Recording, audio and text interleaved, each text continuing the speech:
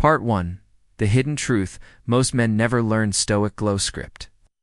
Most men go through life never realizing the one thing that truly draws a woman in. It's not money, looks, or confidence. It's something quieter, something she feels long after you've left. You've seen it? Men who seem to have it all, wealth, charm, success, yet end up alone or forgotten. Why? Because they chase what looks attractive, not what feels real. True connection isn't built with words or status. It's in the silence, the look, the calm energy, the feeling of being seen. Marcus Aurelius wrote, "The soul becomes dyed with the color of its thoughts." When your thoughts are steady and grounded, she feels it without a word. 99% of men never understand this. They rely on what once worked old habits, ego, tired patterns, especially older men. They think experience equals wisdom, but experience without awareness just repeats mistakes. Many men grow older, not better. They think attraction fades with age. In truth, it deepens if you master presence. Seneca said, "As long as you live, keep learning how to live." It's never too late to learn what women really crave. Safety, attention, calm, strength. These have nothing to do with youth, everything to do with self-mastery. If connection slips away no matter what you do, it's not because you lack something. It's because you've looked in the wrong direction. Attraction isn't about chasing approval. It's about alignment. When you stop trying to impress and start embodying peace and control, she feels that difference. Epictetus said, "No man is free who is not master of himself." That's true power, not loudness, not domination, but composure. When you carry that, you become unforgettable. That's why all older men should hear this. Not because it's too late, but because you're finally ready. Your maturity, patience, and calm strength are your advantage. Next, we'll reveal 7 hidden secrets women never say but always feel. Part 2. The Foundation of Attraction's Stoic Glow, script before diving into the 7 secrets. Understand this truth. Attraction isn't performance, it's presence.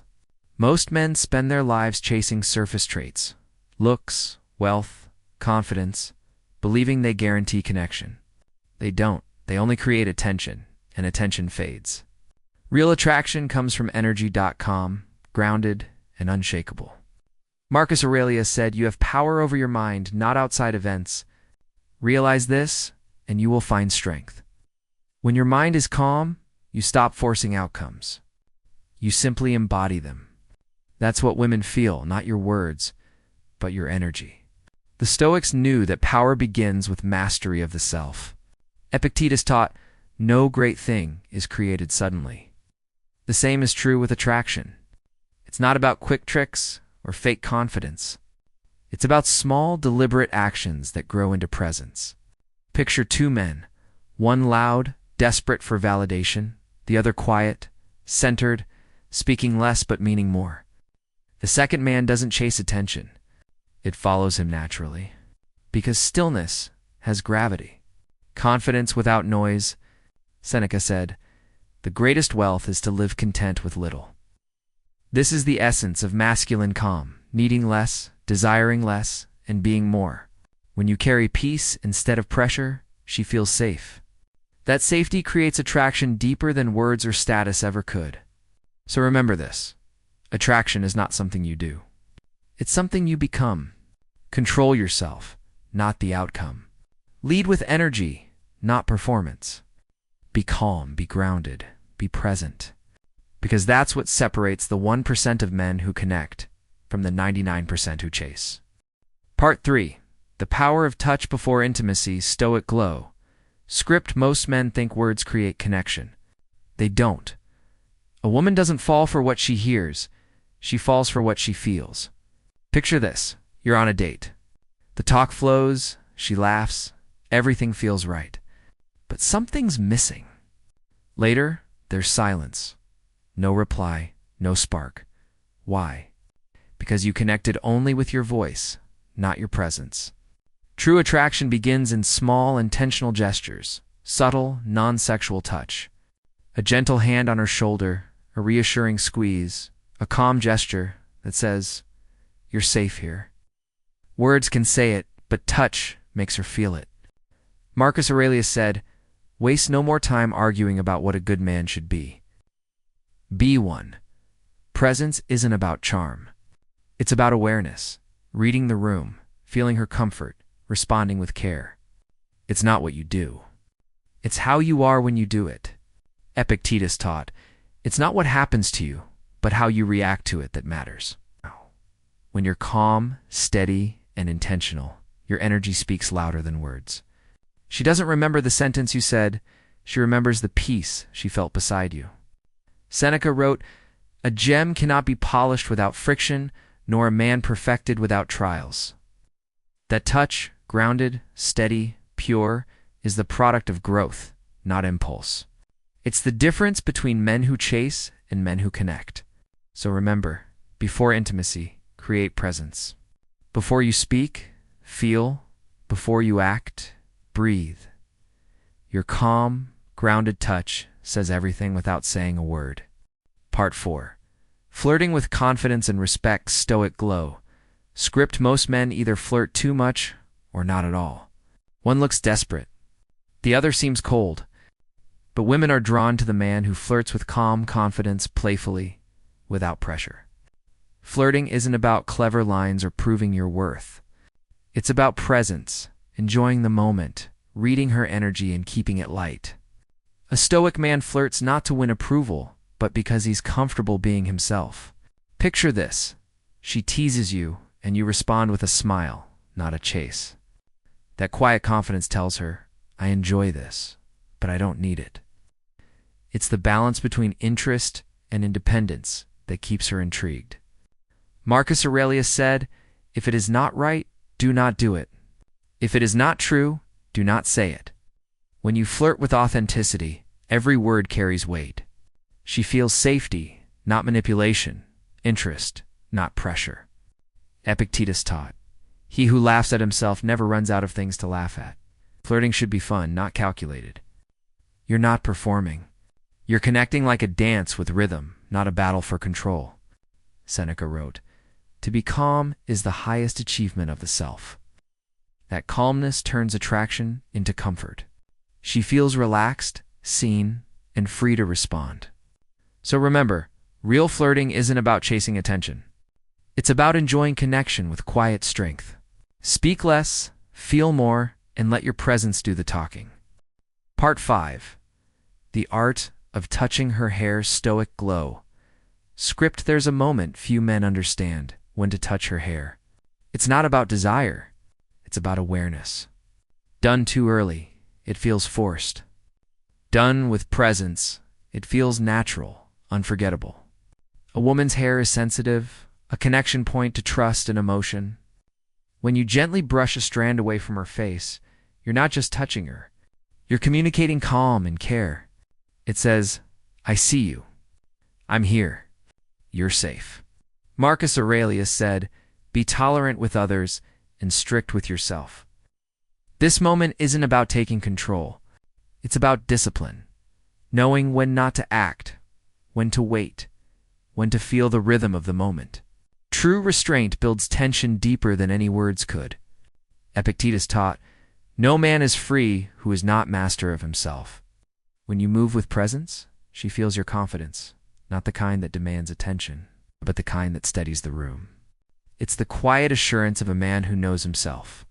Seneca wrote, "We suffer more in imagination than in reality."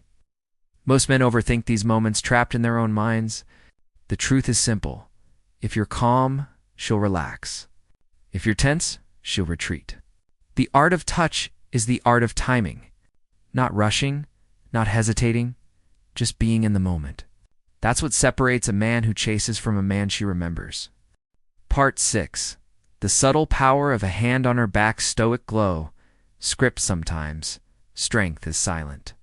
It's not in words or displays of dominance, but in presence small. Deliberate actions that speak louder than anything you could say.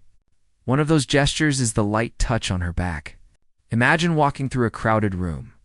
You guide her gently, your hand steady, calm, respectful. That simple motion communicates safety, leadership, and trust.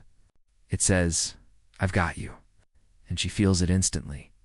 Marcus Aurelius said, "Waste no more time arguing about what a good man should be. Be one." In that moment, you're not performing strength, you're embodying it. You don't need to prove control. You demonstrate composure. Your calm assurance tells her you can lead without forcing, protect without suffocating. Epictetus taught, it's not what happens to you, but how you react to it that matters. When you move with quiet confidence, your energy becomes her anchor. She senses it not in the touch itself, but in the steadiness behind it. Seneca wrote, "He who is brave is free." True bravery in relationships isn't about aggression. It's about calm courage. It's the man who remains composed while others rush, who moves with purpose, not impulse. So remember this, a hand on her back isn't about claiming space, it's about offering peace. It's a whisper of protection, not a shout of power. And in that silence, she finds something rare, a man who leads through presence, not pride. Part 7, Being Her Protector in Small Ways, Stoic Glow Script. Protection isn't about fighting battles or being a hero. It's about presence, the quiet confidence that says, "You're safe when I'm here." A stoic man doesn't seek danger to prove his strength. He simply brings peace wherever he goes. It's walking her to her car without making it a big deal. It's noticing when she's uncomfortable and calmly shifting the energy. It's staying grounded when others lose control. Marcus Aurelius said, "The best revenge is to be unlike your enemy. You don't mirror chaos, you calm it. When others react, you breathe. When tension rises, you anchor her in stability." That's how a protector leads, not through fear, but through stillness. Epictetus taught, "No great thing is created suddenly." The same is true for trust. Every quiet act of protection builds a foundation unseen but deeply felt. Over time, she doesn't just like you, she relies on your presence. Seneca wrote, "It is a rough road that leads to the heights of greatness." True protection isn't dramatic. It's disciplined. It's showing up when it matters most, not to rescue, but to reassure. She doesn't need saving. She needs steadiness. So be her calm in the storm, not her shield of noise. Protect not with force, but with composure. Because in a world full of chaos, a man who brings peace is the rarest kind of strength. Part 8. The psychological effect of mentioning a dream about her Stoic Glow script. Most men never realize how powerful the subconscious can be. When you mention that you dreamed about her, something subtle happens. She starts thinking about you even more. It's not manipulation. It's connection through imagination. A simple line, "I had the strangest dream about you last night," plants a seed. It shows she's crossed your mind in a natural, effortless way. And because dreams feel uncontrollable, it comes off as genuine, not planned. Marcus Aurelius said, "The soul becomes dyed with the color of its thoughts." When she hears she appeared in your dream, her mind colors you with curiosity and emotion. She feels seen on a deeper level, not because you tried, but because it felt real. Epictetus taught, "First say to yourself what you would be, then do what you have to do." The dream becomes a mirror of what you already are, calm, confident, authentic. It's not the story itself that matters, but the energy behind it. Seneca wrote, "We suffer more often in imagination than in reality." The imagination is where attraction grows. That one simple phrase said with calm confidence keeps her mind returning to you, not out of desire, but curiosity. So use it not as a trick, but as truth. Let your words feel natural, soft, and effortless. Because sometimes the most powerful connection begins in the quiet space between reality and imagination. Part 9. The Power of a Well-Groomed Beard, Stoic Glow Script. Let's talk about something simple, your appearance. Specifically, your beard. It might seem trivial, but a well-kept beard speaks volumes about who you are. It's not vanity, it's discipline. Throughout history, warriors, philosophers, and leaders wore beards not just as fashion, but as symbols of maturity and strength. It tells the world, I take care of myself. I respect who I am. And women notice that not because of the beard itself, but what it represents. Marcus Aurelius said, "The soul becomes dyed with the color of its thoughts."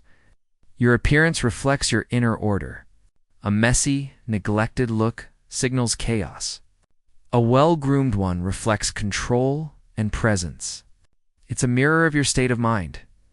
Epictetus taught, "Know first who you are, and then adorn yourself accordingly." Every detail you maintain, your beard, your clothes, your posture, silently communicates your values. You're not trying to impress. You're aligning your outer world with your inner discipline. Seneca wrote, "A man who suffers before it is necessary suffers more than necessary." Stop fearing judgment. Instead, let every act of care, even shaving or trimming, become a ritual of self-respect. Because discipline in the small things shapes how you handle the big ones. So don't wear your beard as decoration, wear it as a statement. A reflection of your calm, your pride, your inner strength. Because a man who maintains himself commands respect before he even speaks.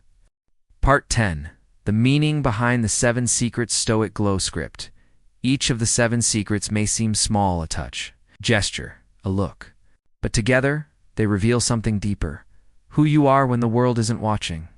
Attraction isn't about tricks or tactics. It's a reflection of your inner discipline. Marcus Aurelius said, "The happiness of your life depends upon the quality of your thoughts." When your thoughts are calm and focused, your actions naturally project strength and peace. The first secret, the power of touch, reminds us that presence speaks louder than words. The second, flirting with respect, teaches that confidence is quiet, not loud. The third and fourth, gentle gestures like touching her hair or guiding her, show leadership without ego. The fifth and sixth, protection and emotional depth, reveal steadiness in a chaotic world. And the seventh, maintaining your appearance, reflects the Stoic truth that outer order mirrors inner mastery. Epictetus taught, "First say to yourself what you would be, then do what you have to do." These secrets are not techniques. They're practices, daily reflections of who you choose to become. Seneca wrote, "To be calm is the highest achievement of the self." A man who lives by these principles doesn't chase validation. He becomes the validation through stillness, purpose, and composure. So remember, attraction fades for the man who performs, but it deepens for the man who is present. Because when you live with discipline, peace, and intention, women don't just notice you. They remember you. Part 11. The call to action. Becoming the 1% Stoic Glow script by now. You've seen the difference between the 99% who chase and the 1% who embody presence. Attraction isn't luck or charm, it's self-mastery. It begins the moment you decide to stop performing and start becoming. Marcus Aurelius said, "You have power over your mind, not outside events. Realize this, and you will find strength." Most men seek control over others. A Stoic man controls himself, his thoughts, his tone, his reactions, and that inner stillness draws everything he once chased. Epictetus taught, "No man is free who is not master of himself."